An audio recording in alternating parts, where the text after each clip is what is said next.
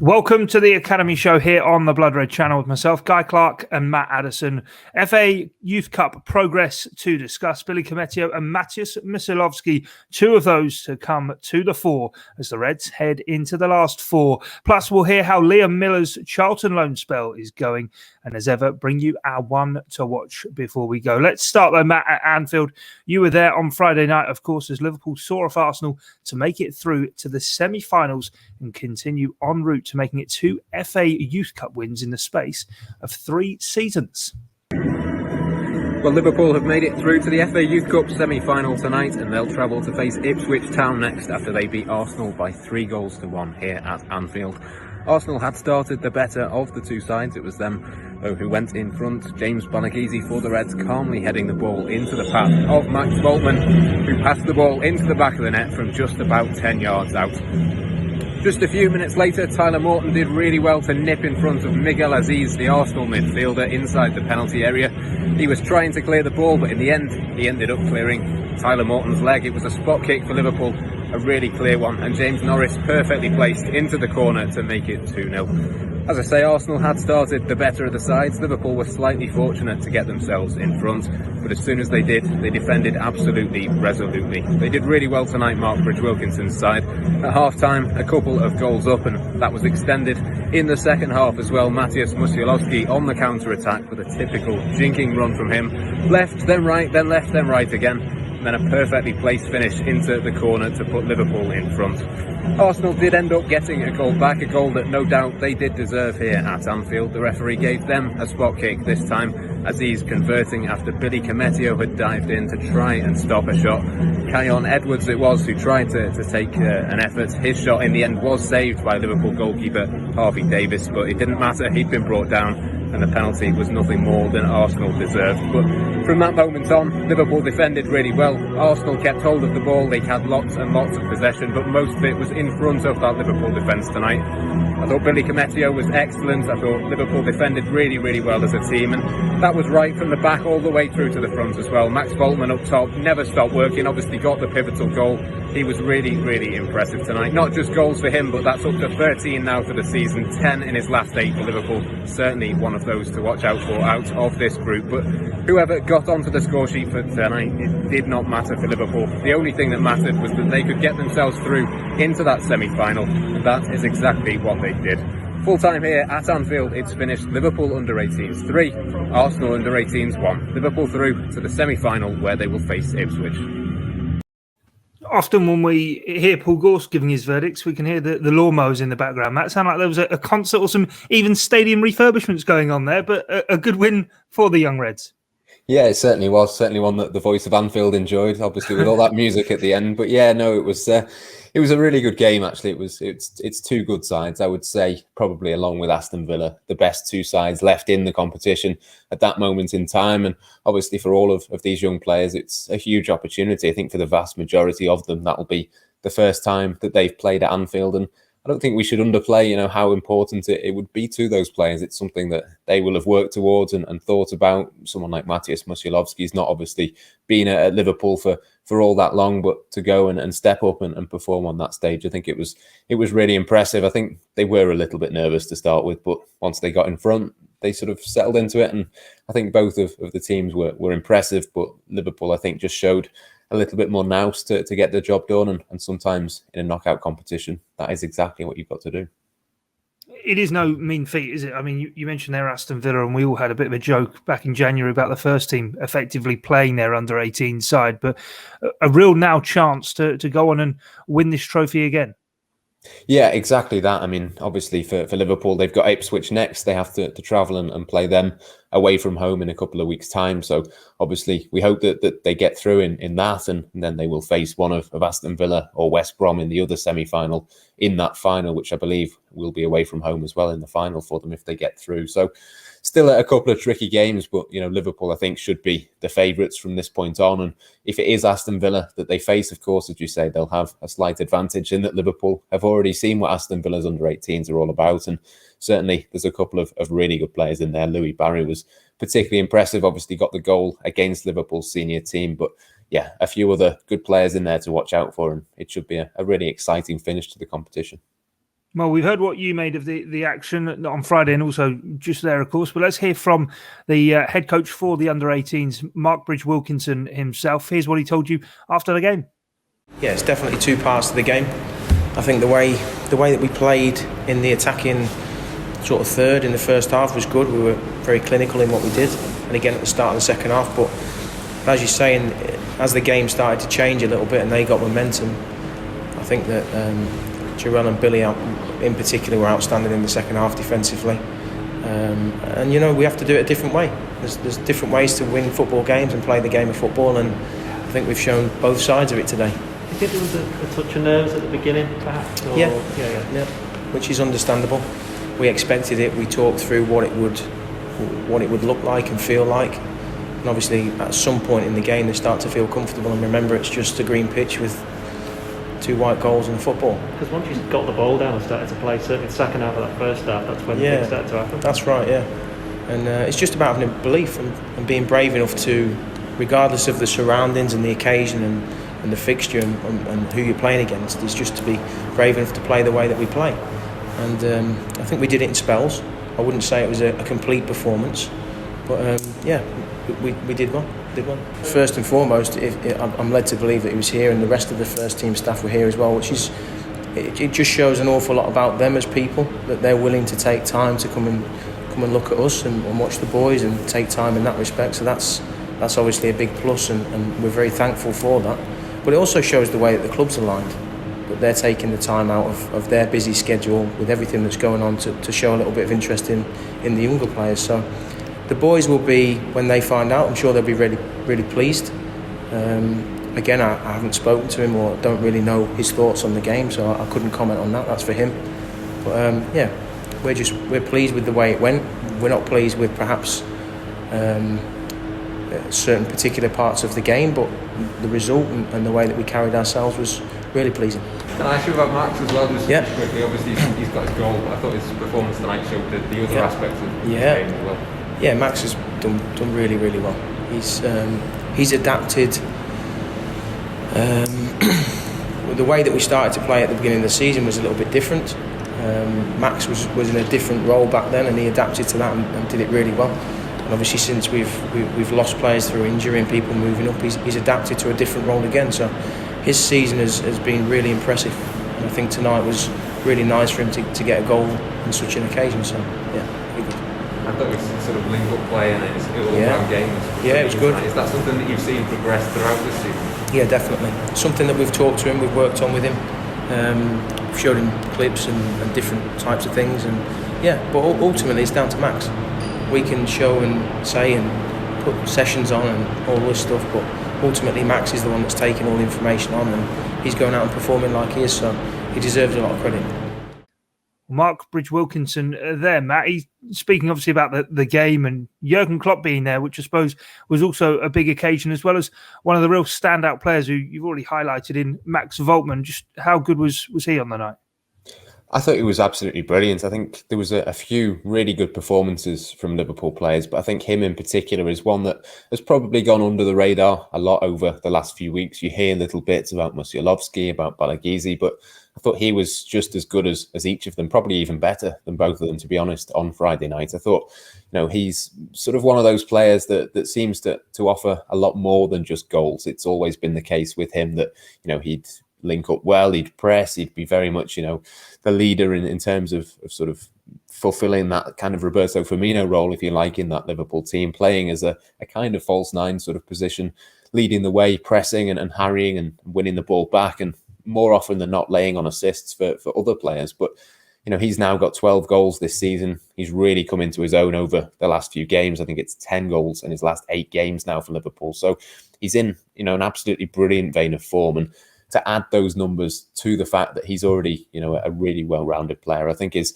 a brilliant thing going forward. So 12 goals, 6 assists now in 27 appearances so far this season. Obviously, could still add to that further between now and the end of the campaign. But I think that's been a real step up. And as you heard from Marc Bridge-Wilkinson just then, I mean, it's something that they've worked on him really, really hard with. And as Mark said, it's purely up to Max now what he goes on and does from this point. He's clearly got talent. He's got the ability. He's proven that so far this season. it's just a case now of, can he take that to the next level? Can he add a few more goals? Can he sort of refine his game a little bit more? But I think all the fundamentals are absolutely there.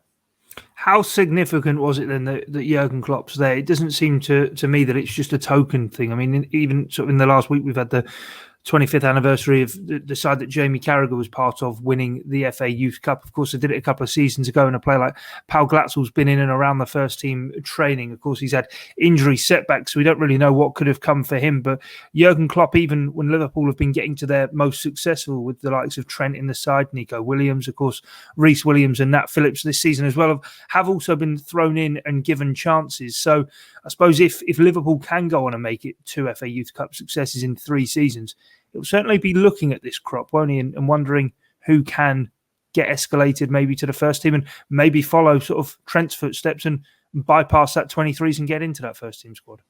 Yeah, it was certainly far from a token gesture. I believe it wasn't just Klopp, it was 1 or 2 members of his coaching staff. So I assume Vitor Matos, for example, would have been there, Pep Lijnders as well, probably 1 or 2 others.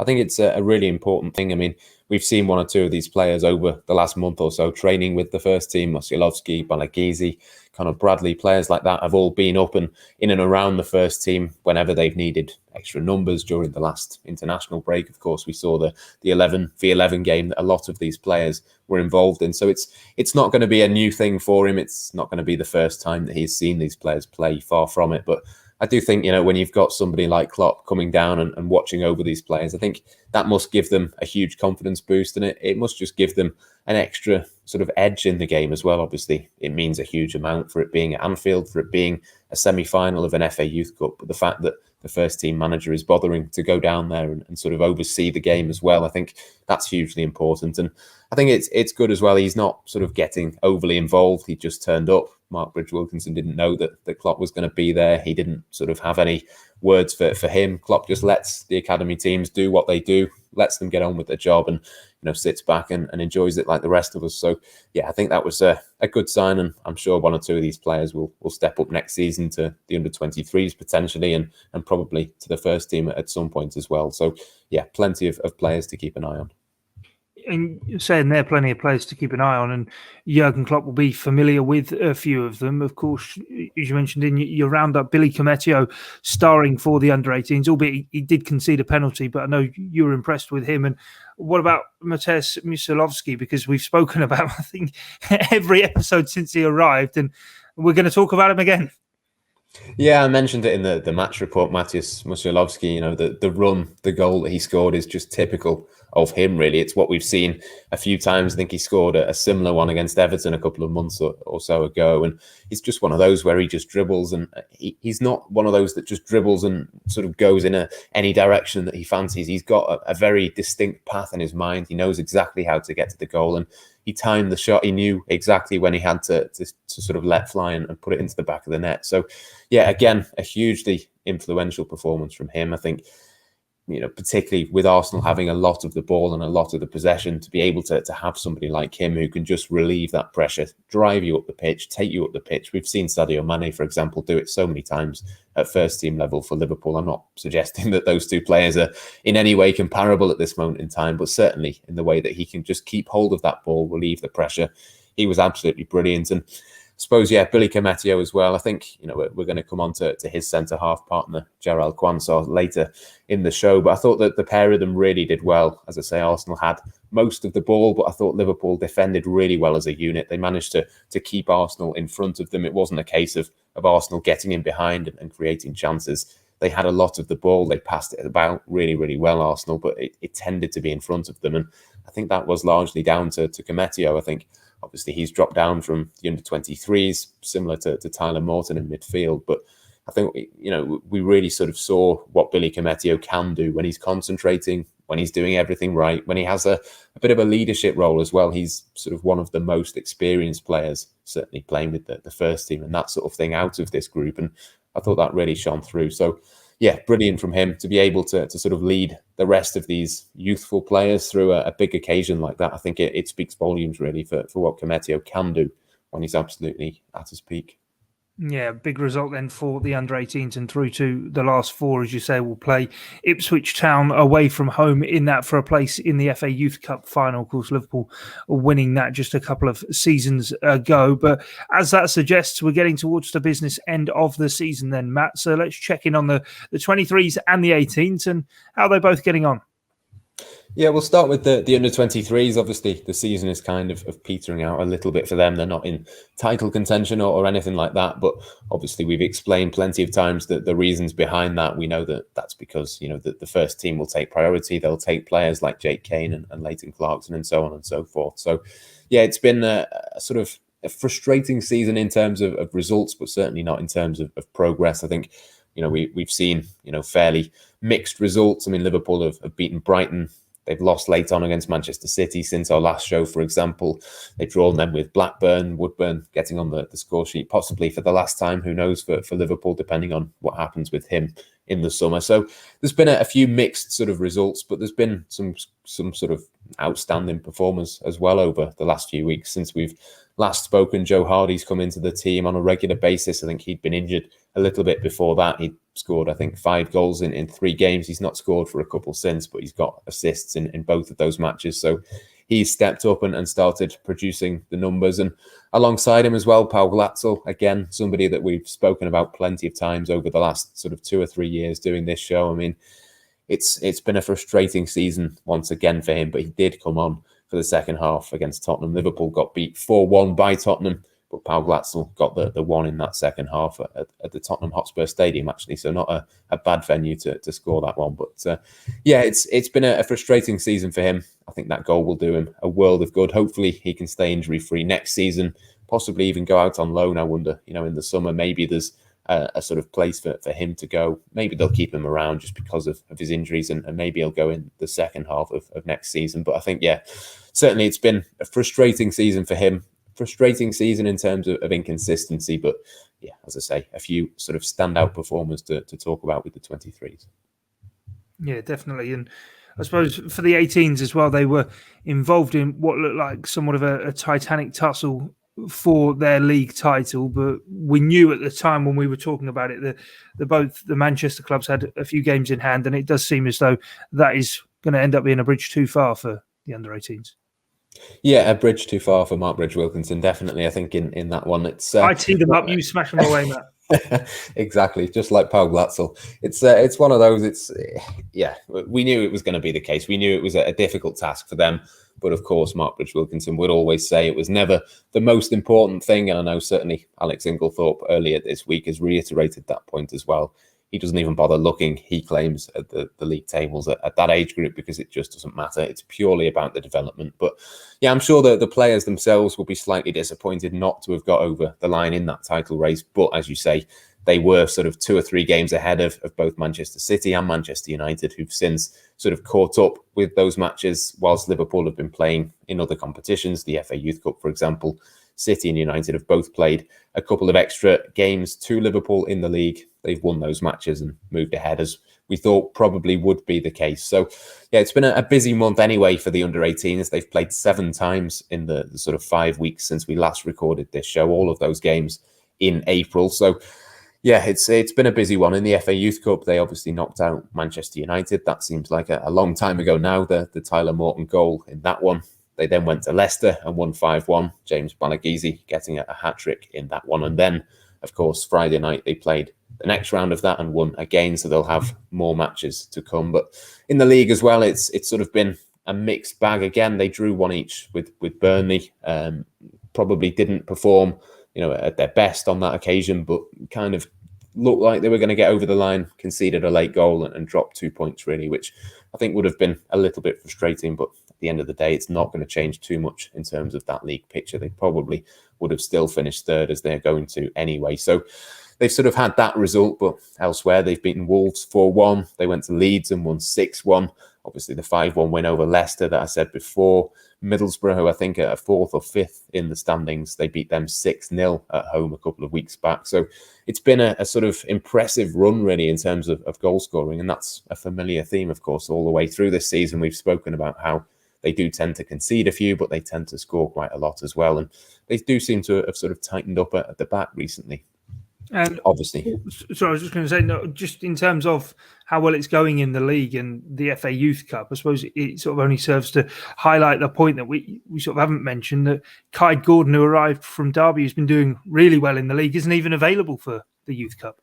Yeah, Kai is cup tied for that. He played actually for Derby in the round before that Liverpool entered the competition. So he played for Derby in a round that Liverpool didn't even need to play in, but he played in that before he signed for Liverpool, therefore is cup tied. But yeah, in the league, it's been a really good time for him recently. 5 goals in 3 matches that he's played this month. I think he missed another one of those with injury as well as being cup tied. So he's only featured in a sort of half of the games that he could have done since he signed for Liverpool, really. But it's been a really good start. Whenever I've seen him, it's only been sort of 2 or 3 occasions that I have seen him play, but he's been, a key player and sort of settled into that front line. I know we spoke about it on the last show with Frauendorf, with Musialowski, with him, Max Woltman. They're sort of meshing together quite nicely, I think, which is going to be interesting to sort of see what happens in terms of next season, how many of them step up to the 23s. Do they sort of keep that foursome together, or do they move them about a little bit and chop and change? It'll be interesting to sort of see what happens. But yeah, certainly it's been a good spell for him and a good spell for Liverpool under 18s generally. Yeah, no, definitely. Well, good to hear the progress there for the age groups, the 23s and the 18s. Let's now focus in on an individual talent. Liverpool, as we know, have a number of academy stars out on loan across the EFL. Think of the likes of Harvey Elliott, Harry Wilson and Sepp Vandenberg. But added to that number is Liam Millar, a full Canadian international, of course. And he's playing his football at Charlton Athletic in League One for the second half of this campaign. And Matt, you've caught up with Alan Smith, chief football writer at Football.London, to see how he's getting on. Alan, thanks for joining me. Hope you're well. I mean, Liam's been playing obviously on loan at Charlton for the second half of this season. Broadly speaking, to begin with, how do you think he's been getting on? I reckon it's been pretty up and down, much like the entire club's season. I mean, we're talking Tuesday morning.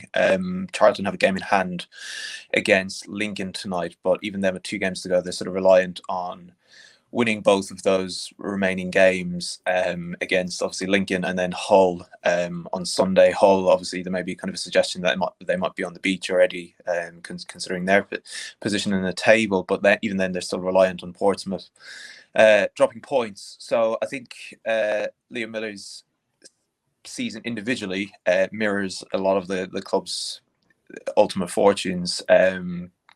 Pretty difficult for Charlton. They've got he's one of 8 loan players that they've had this season, and that's due to a number of reasons. Obviously, there was the salary cap proposal for League One and League Two clubs at the beginning of the season, which was since scrapped. The club's financial position at the time sort of tied their hand a little bit. So you saw this big influx of loan players, and you saw players that were obviously, Liam came from Liverpool, Ian Maatsen came from Chelsea, Matt Smith from Arsenal. I think there was a player from Manchester United at the beginning of the campaign as well. So they were getting young players in from the big clubs, but it sort of led to, I guess, a lack of cohesion in the team ultimately. And then you had sort of a change of manager, obviously Lee Bowyer leaving for Birmingham and Nigel Adkins coming in. And I think from Liam's point of view, that was, it was quite difficult to make a consistent impact. Like there have been games where there were flashes of, there's a real talented player there. And the most notable one came last month away to Plymouth.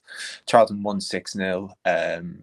He scored a goal. It was only his second since arriving, and he also forced he forced an own goal. And you kind of think, well, this guy, he looks, in that particular game, he looks like he's a level above sort of pretty much, not everyone in League One, but the majority of players in League One. And then a few days later, Peterborough came to the Valley.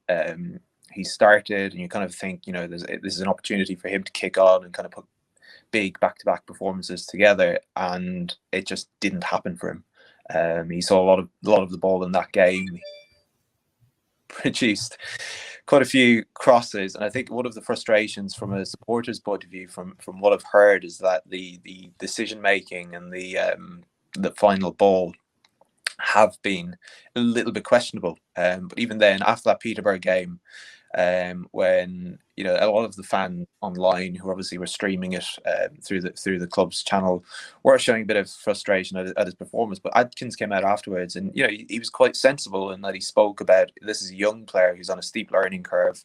Touched on the talent is quite obvious. It's just about getting the consistency and developing and learning about what is the correct decision in those moments. You mentioned that Nigel Adkins has obviously come in and they've changed manager, I think about 5 or 6 weeks ago now. Has anything really changed in terms of Liam Millar's situation, or has he just continued really with what he was doing under the previous manager? I think in the position, like if you're looking at it from a distance, it doesn't look like much has changed, but Adkins has stressed that it's important for him to be more involved in the final third. And people can read in between the lines and take what they want from that, but it was more about, I think those comments were more about him making more of a decisive impact where it really matters. And again, going back to sort of that Peterborough game, the end of April,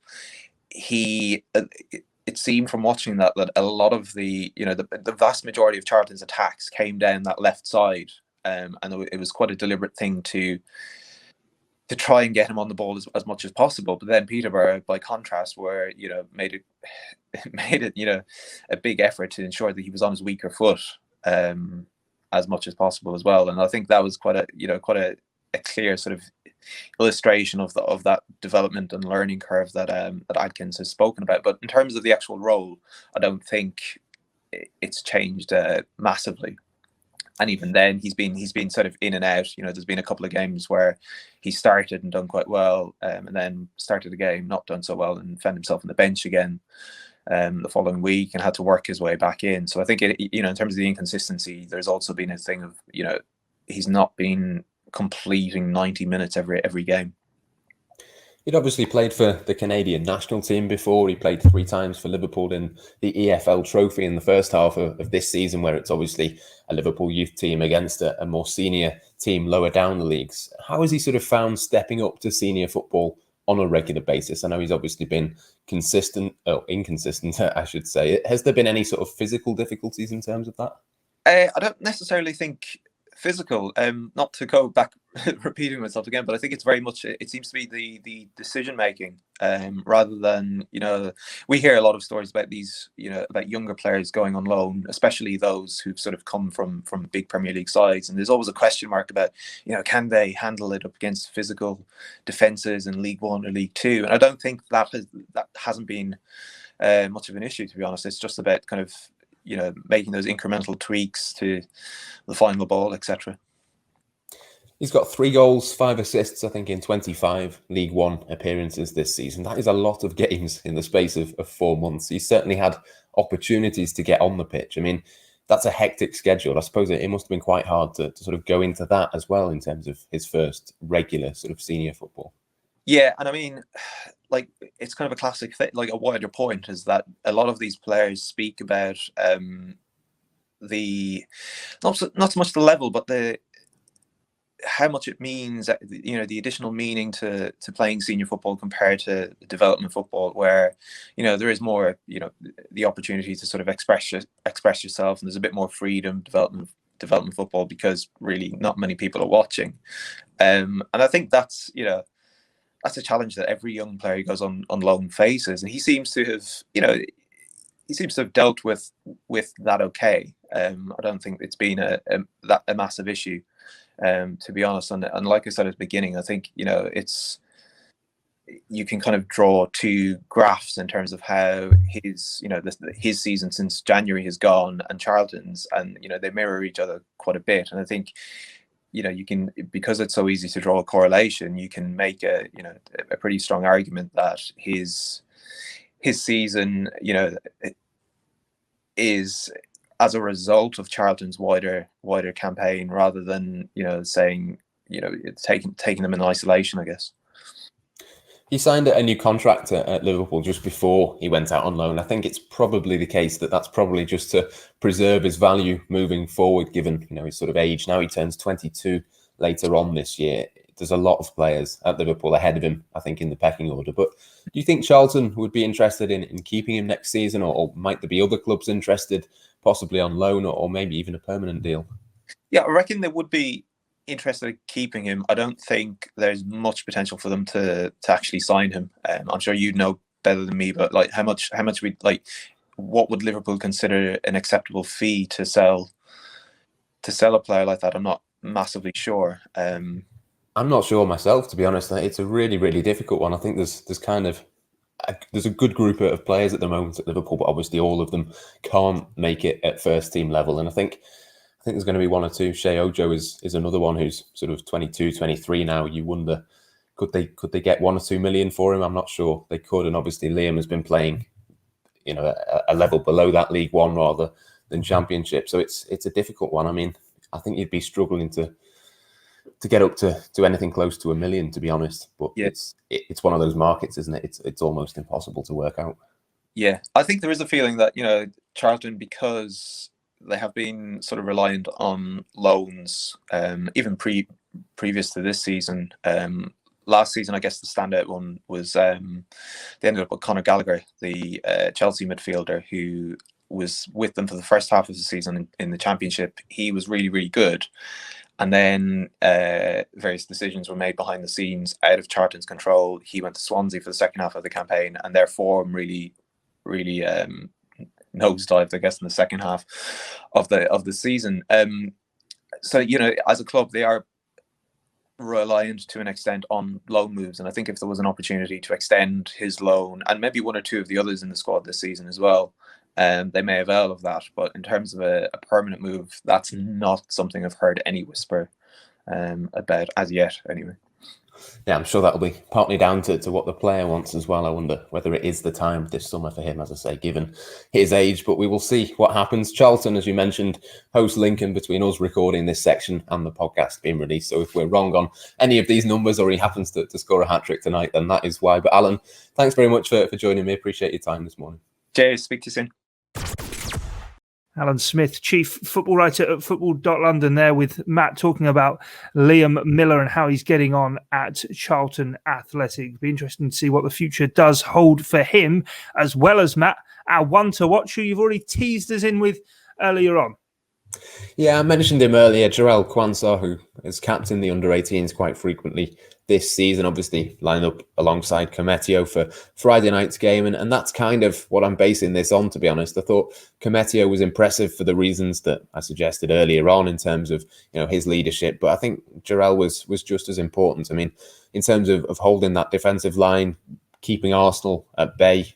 As I said before, I mean, Arsenal had the majority of possession, but he was able to get the rest of his teammates into effective positions. They defended really well as a unit. And I think it's easy to forget, and Marc Bridge-Wilkinson said this himself on Friday night when we spoke to him. He sort of said, it's easy to forget that Liverpool have a lot of good central defenders. In most matches, they're not having to defend a lot. You sort of see that the results there, they're sort of winning by 5 and 6 on a few different occasions this month.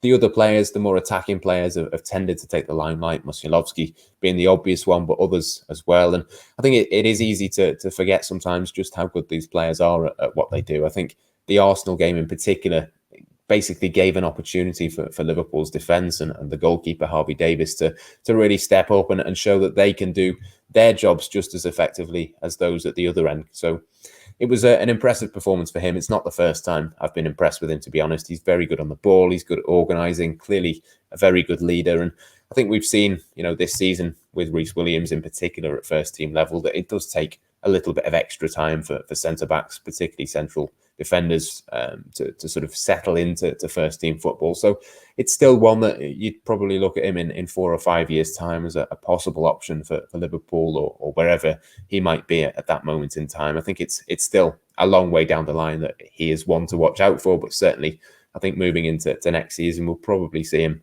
at under 23 level, probably a little bit more frequently. You'd imagine someone like Sepp Vandenberg will go back out on loan again. That will sort of offer more opportunities at that level. So, yeah, certainly one to watch out for in that regard, no doubt. Yeah, we've seen, as you said about taking time, we've seen with Sepp Vandenberg now coming to the end of his second season. He's yet to sort of feature in a first team game other than sort of cup outings here and there. He's been at Preston North End, and he, again, this week has sort of spoken about his desire to maybe go back to Preston in the Championship and play a full season there. And he's been mainly playing at right back for them. So it'll be interesting to sort of see what happens for his development away from Anfield, and hopefully coming back to then be part of Jurgen Klopp's first team. Well, that's just about it for us for this edition of the Academy Show. But Matt, I know we've got a bonus offering that's coming up that you want to talk about as well. Yeah, we have, hopefully coming out next weekend. I've spoken to Liverpool, or former Liverpool goalkeeper Dan Atherton for a podcast. He's absolutely brilliant. Do watch out for that one. That'll be across our podcast and YouTube channel. And he is one that has sort of trained with the first team. He's been with Jurgen Klopp, with Addison, with John Achterberg. He was able to give us the inside info on all of those, what it's like to take part in training sessions. And he was actually a couple of years ago one of those to go on the US tour. So he played against Bruno Fernandes's Sporting Lisbon in, I think, Boston. That one. There was games in New York as well against Manchester City, I think, that he was involved in. Came on up front, actually, for when Pau Glatzel got injured. He came on against Tranmere in that match. So, yeah, plenty of tales to tell from him. He's over in the US at the moment trying to find a new club. He sort of spoke about that and the difficulties of that, having left Liverpool last summer. But yeah, a really fascinating listen, and hopefully one that should come out later this week, possibly at the weekend. Yeah, look forward to listening to that then. Well, thanks for joining Matt and myself here on the latest edition of the Academy Show. Remember to keep across the Liverpool Echo for all the latest Academy news, and check out the Blood Red newsletter as well. The link for signing up to that is in the description of the video and the podcast. But from myself, Guy Clarke, and Matt Addison, thanks for your time and your company. It's bye for now.